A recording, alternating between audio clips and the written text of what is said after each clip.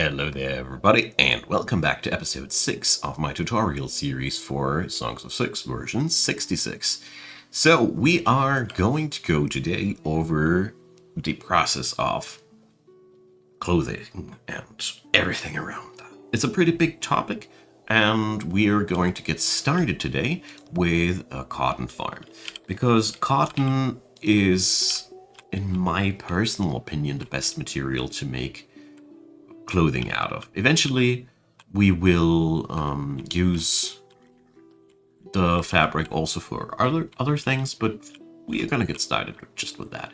So for the placing of the farm, we are obviously again looking for a fertile spot, and I'm going to stick with the farm size again oriented towards 10 farmers. You can also go for wild shapes and use areas of your map that you're not using so far, but there is a dimensional limit. As you can see here now, I can't make it any wider, sadly, so I have to go now downwards because that's the only dimension the game allows right now. I don't know why that's so, but it is what it is.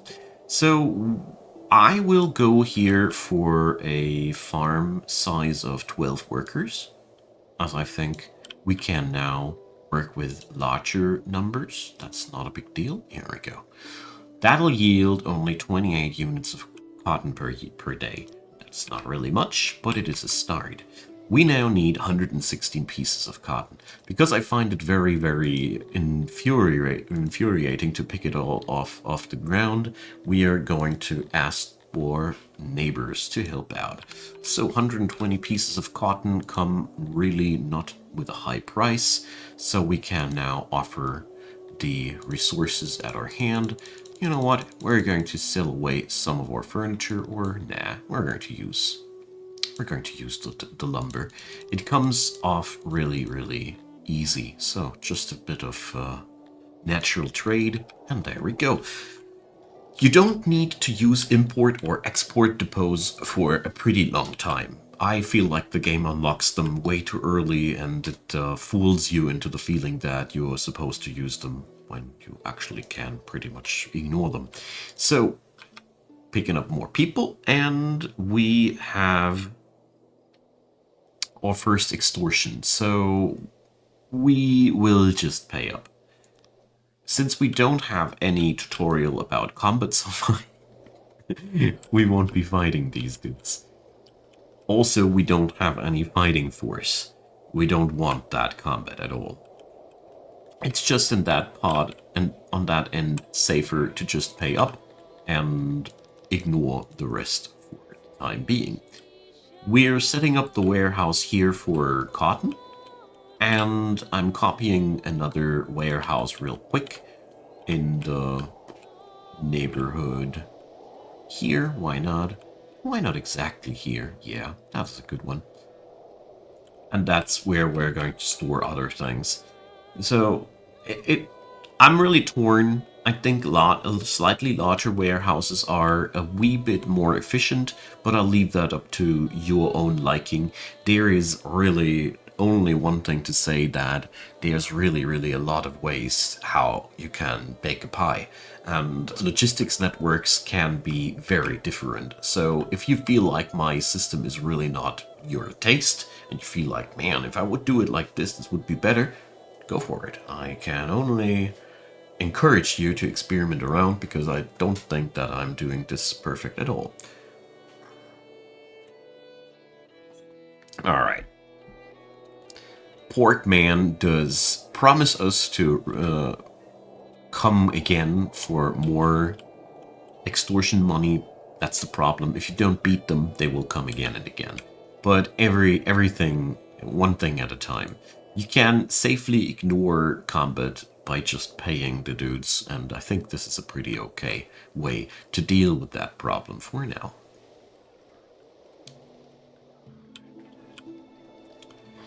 It's always worth checking out how your grain farm production develops now. Like I said in the previous episode, the starting value is always a bit of a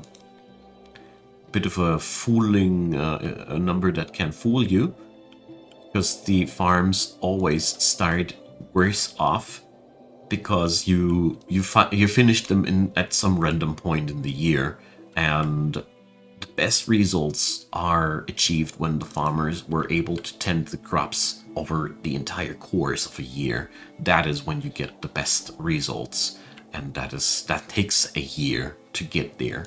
And only after that time you know what kind of an income your farm will really have, and therefore balance it out a little bit. So right now we have one baker too many.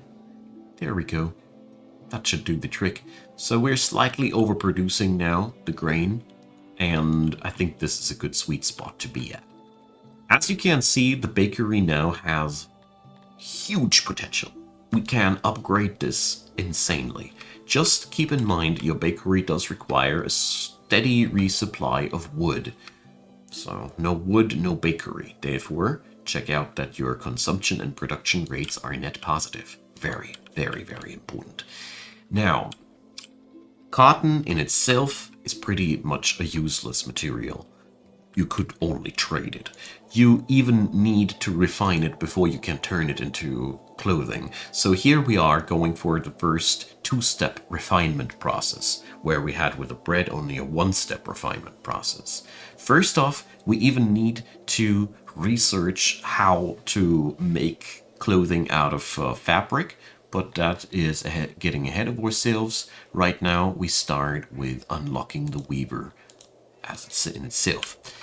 So get on over to the lab, and we're going to set in 2 more scientists to make sure that we get enough tech points together for our upcoming projects. The weaver obviously should be in the vicinity of the cotton farm.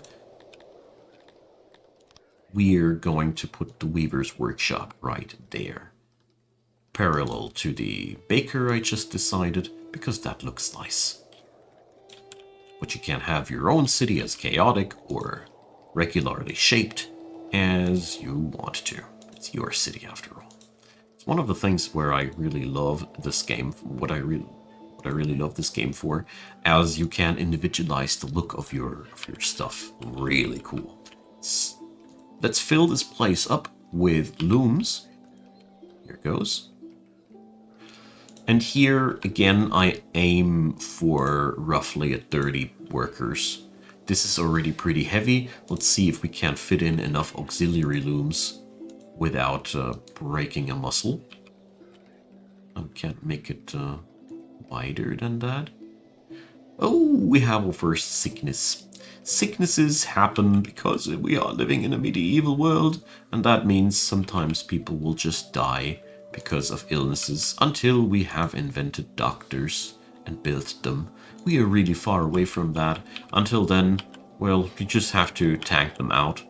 Here and there people die because of that, and in all honesty, as long as you have good death care, that means your graveyards have room and your city is overall quite stable, nothing to worry about too much. That weaver is perfectly fine as it is. We have storage in the entry area, and everything else should be familiar by now.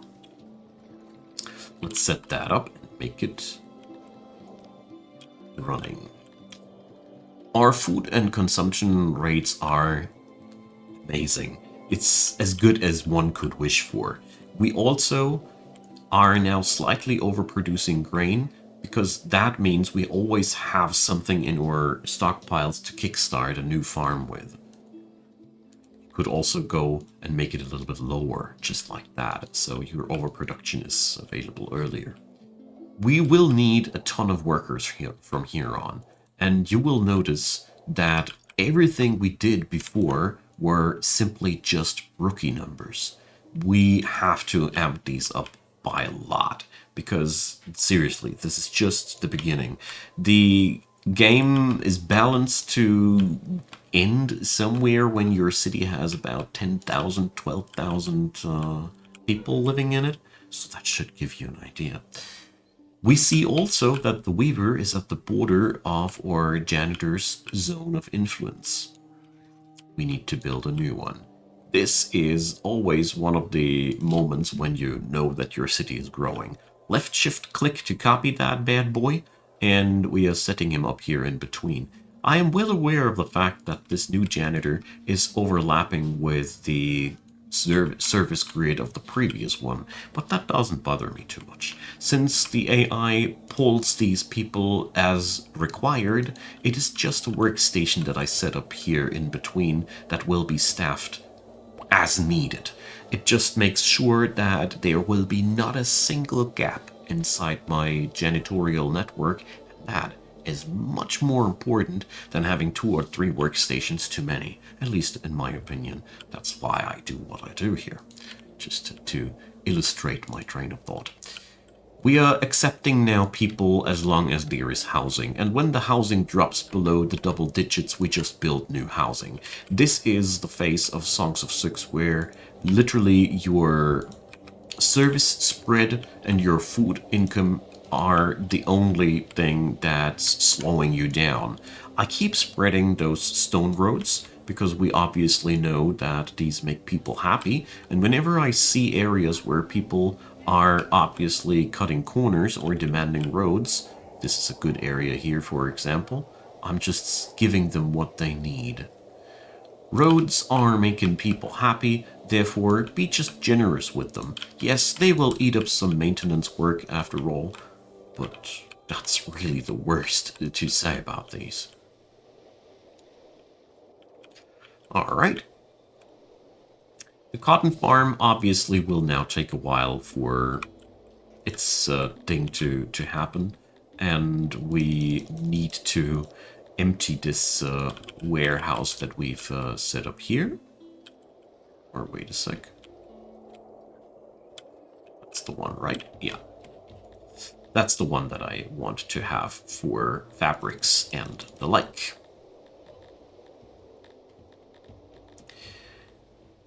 I keep this one now on a basic level because I don't expect insanely high numbers for an owl. You can always upgrade your warehouses at your own leisure, but I hold it back for now because furniture is a very valuable resource and it pays off to stockpile it a little bit instead of giving it away on every single occasion when you can just quickly fix something with it.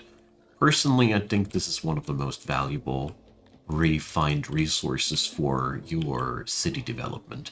I'm amping up the wood cutting now because we are building quite a lot of structures recently, and overproducing some wood surely will help our city to develop itself further.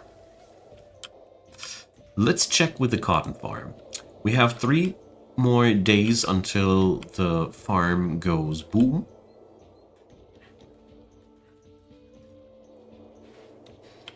And now I forgot again if I had 11 or 12 workers on that.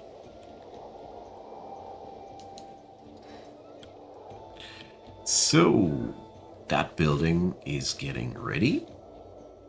We have 13 odd jobbers at hand, which makes construction jobs like these go quite well.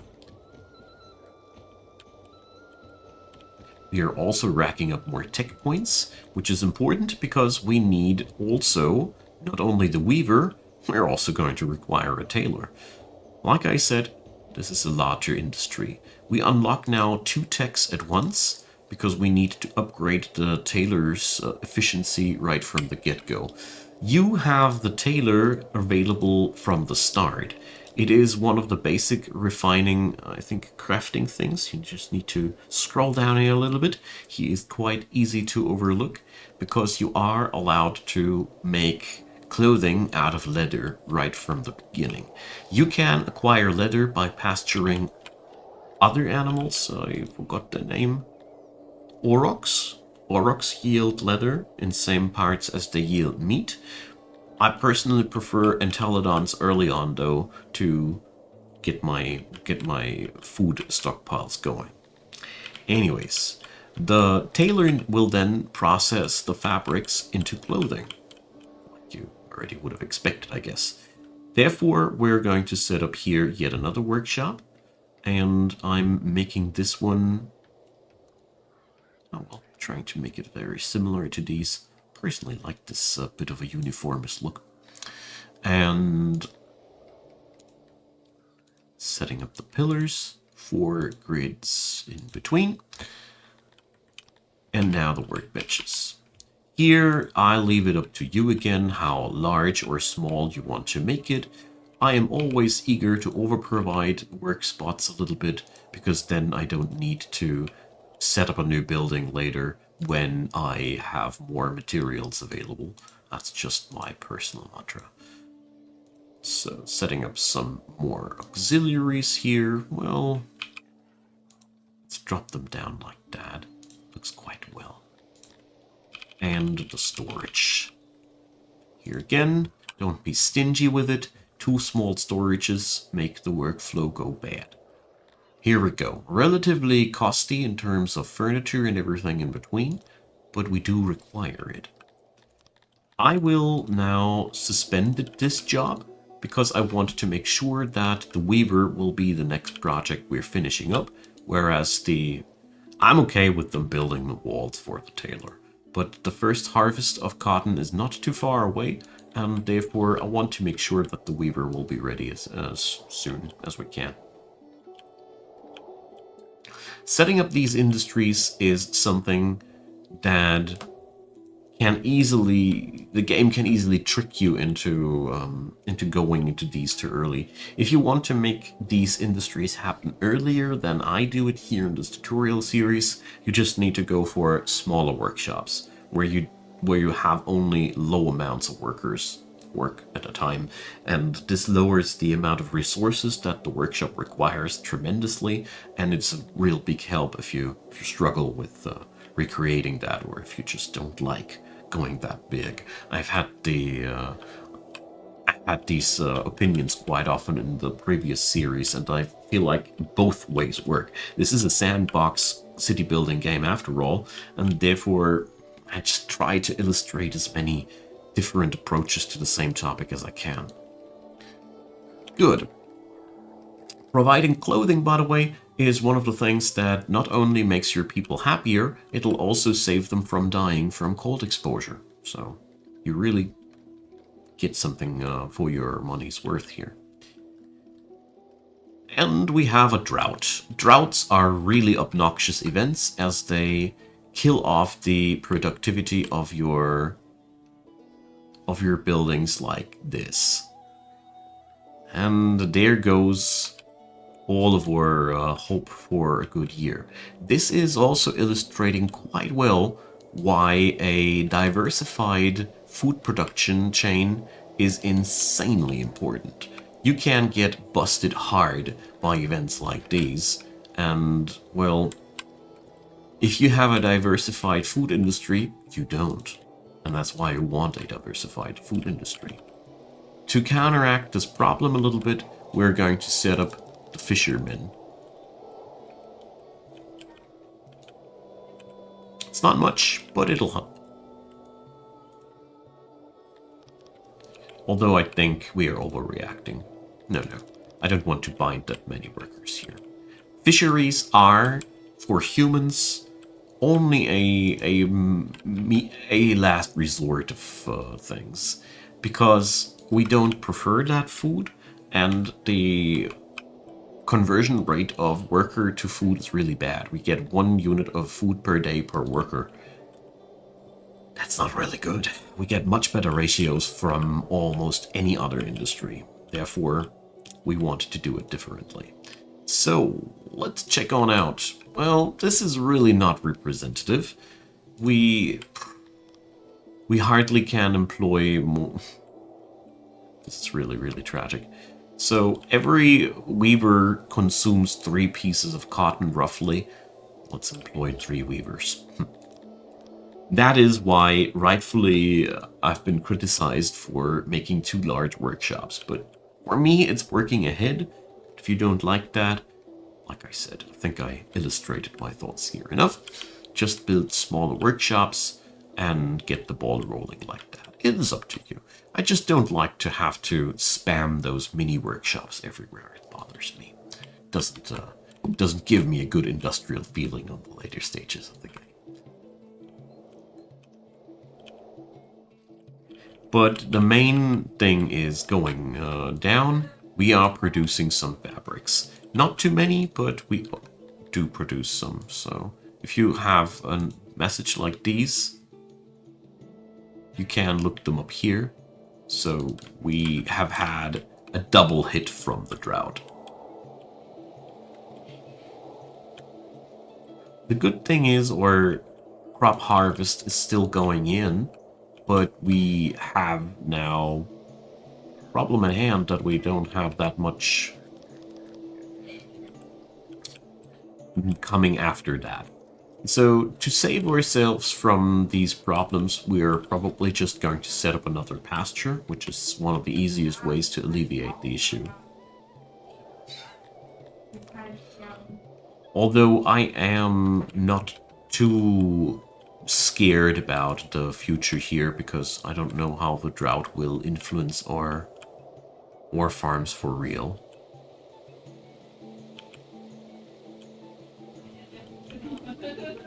Basically, the moment you have your pasture filled with animals, you can always consider building the next one if you want to invest into this industry heavier. As you see here, though, this is also quite labor intense. We're binding here 21 people for 30 pieces of food.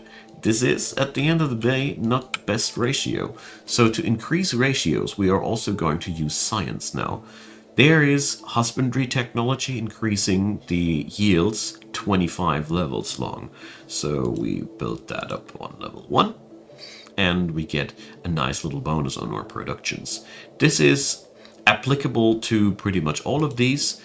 I am going to upgrade the hunter and the thing here, pastures, because these are my main food income sources for meat. And you see here how the production yields go steadily upwards. Here it's been a direct increase of 10%. That means our meat income is now high enough to almost sustain the city's hunger for meat on its own. Technology points allow you to invest the workforce of your scientists to make things more efficient here. We could also increase the efficiency of our fisheries, but currently I'm not that interested in this because there are other venues that are more important. Like we could here, for example, increase the crop optimization here. We get a lot of bang for our buck. Just 50 points of tech yield a 10% increase of our grain farms. Sadly, not for our cotton farms. That's a different technology and a difficult one too. Therefore, we don't want to invest 700 tech points at that point. Also, the specialized farming techs like grain farming are also pretty costly, but the very first levels here come in super cheap, and I can only recommend picking them up because it's a very, very easy way of getting more results out of the same amount of workers. This is very important because, as you see here, we're only growing quite slowly at this point. That is because we are lacking services, different services. That is because we are currently building up a new industry. New industries always put a strain on your city, and therefore I highly recommend building them up one by one, because we basically have everything we require to set up the next service chain and the like, but we would lack in workers. Also, you might have already noticed, buildings in this game take quite a long time to be constructed. This is, therefore, well, sometimes just better to sit back, wait a bit until things are done, and then come back later with all the fruits of your labor. There we go. The Tailor is now being very slowly finished, but I don't mind. Sometimes I also like to let my city run for a season or two while I'm slowpoke waiting for a project like this, because it also shows gaps in your system. Sometimes you are very ambitious while building and you're putting a lot of work into a certain year and you're only working on projections, and sometimes these projections here, they are misleading. It's not easy to say where they are misleading because it's always a different thing that happens, but in a nutshell, it's sometimes really good to let your city just run for a season or two to see if everything really works out as the numbers tell you. Because sometimes you have a logistics hiccup. The best example here is the bakery. The daily output of the bakery is always displayed as long as the bakery is running, but this display can't read out for how many more days the bakery will run. So, in a nutshell, you might have only just 10 units of grain back in your stockpile, while this screen shows you it's a-okay, bro, while you will be running out of bread production in less than a day. Therefore, like I said, check out if everything works as intended every now and then before your city collapses suddenly, which is really, really sad when it happens. Good. At this point, we now can see where our production will be at. We will have a production of 31 cotton per day. That means we will have to employ roughly 10 weavers when it's time for that.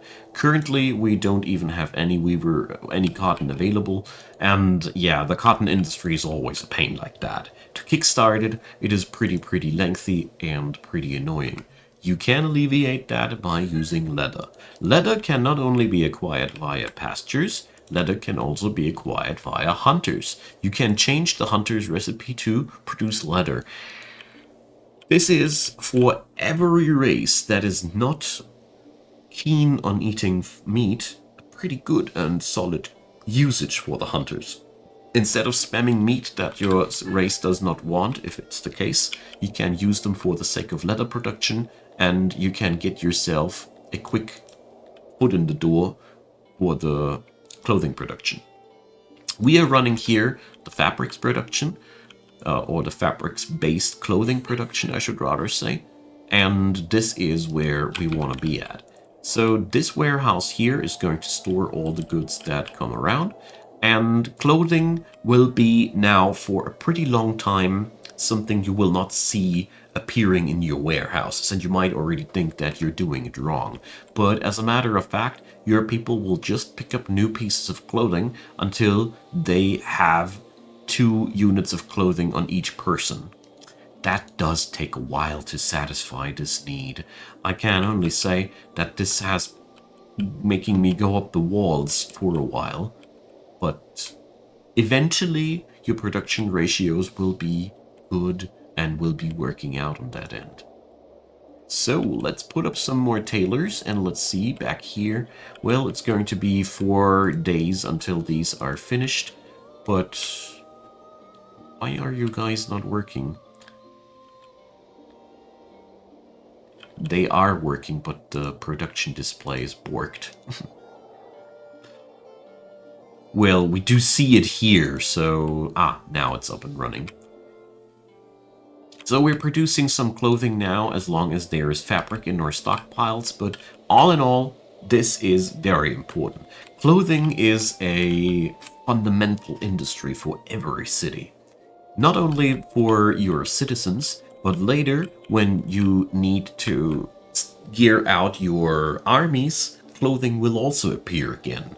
So clothing will haunt you for a while, but this is the setup. Cotton farm, weaver, tailor, works pretty decent, is pretty work intense. If you want a easy cop out, apply hunters and pastures for leather generation, and you can fire up the tailors right from the beginning of the game when you're using leather. It's up to you. Okay. Our neighbors here ask for stuff and I just say yes. At that point, it is the easiest way of having good relationships with your neighbors, and you want good relationships with your neighbors out of one simple reason. It just makes it easier to buy stuff that you need. End of the story. Here you can already see, by the way, how people are getting happier because of the clothing being filling back into their position. Clothing degrades, clothing has to be replaced eventually, and clothing also protects from heat as well as from cold, so bring your people clothing. Now you know how. We are going to continue the series in the next episode when I will be bringing up, I haven't fully decided yet, I think we're going to go towards taverns, booth production, and pottery and the stuff next, because that is providing a lot of happiness to the city because everybody loves to get drunk, and I'll show you how to make your people drunk in the next episode. Thanks for watching, dropping your comments down below, leave a thumbs up, consider subscribing, and of course check out the description box. You will find the playlist link for the entire tutorial series down there, and other useful things. There's my Discord, my Twitch, and if you want to support my work, I'd be more than happy. You'll find the links to Patreon, PayPal, and Buy Me a Coffee down there too, and the channel membership thingy is also available, so check them out. If you'd be so kind, I'd be more than happy. See you all on the next episode. Bye bye.